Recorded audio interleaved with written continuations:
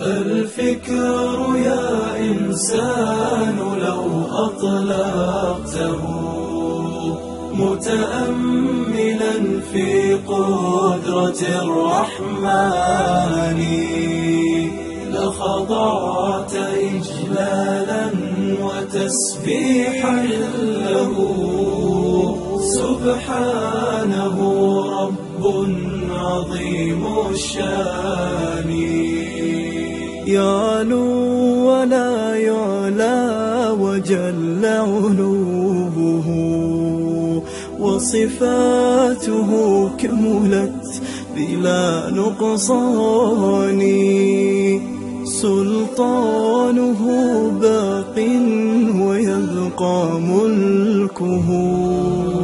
هذا ويفنى كل ذي سلطان في كل شيء قد تكامل صنعه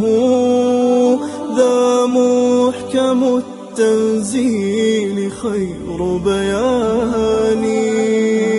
قد عم أرجاء الفضاء بآيه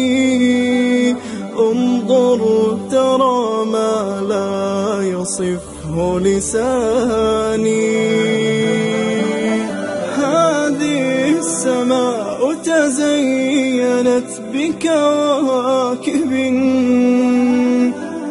لجمالها رفعت بلا أركان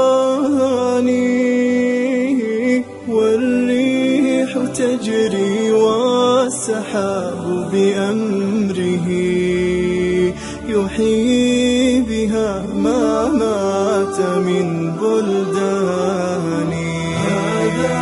ومن آياته تلك التي حملت بلا رجل ولا بهتان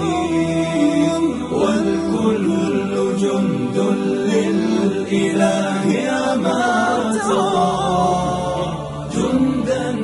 يقض مضاجع الطغيان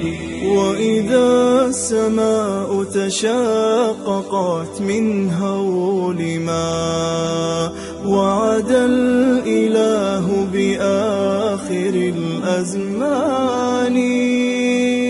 والأرض غير الأرض هذا يومها وجب